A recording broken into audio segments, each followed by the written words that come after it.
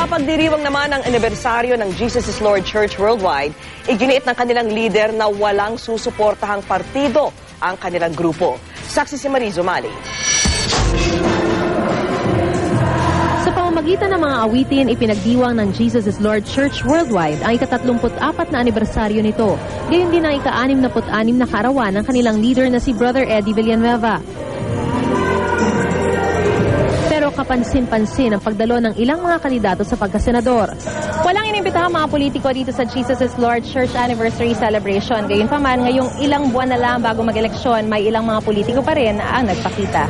Paglilinaw nila, narito raw sila para makisaya at hindi para manligaw ng mga boto. It's a little bit different sa akin kasi I'm also a born-again Christian and every year talaga akong kasama sa kanila. Every year talaga, basta celebration ng anniversary ng JIL, andito ako just to show my respect and loyalty to Brother Eddie. Ayon sa JIL, wala raw silang isang partidong susuportahan sa darating na eleksyon.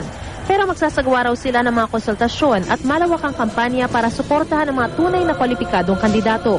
Genuine churches of the living God must arise and shape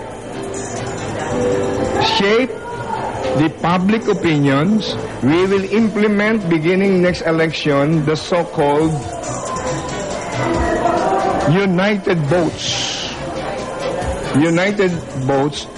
based on the enlightened process of studies. Hindi naman itinago ni Brother Eddie ang panghihinayang sa hindi natuloy na pagtakbo sa Senado ng anak na si TESDA Director General Joel Villanueva.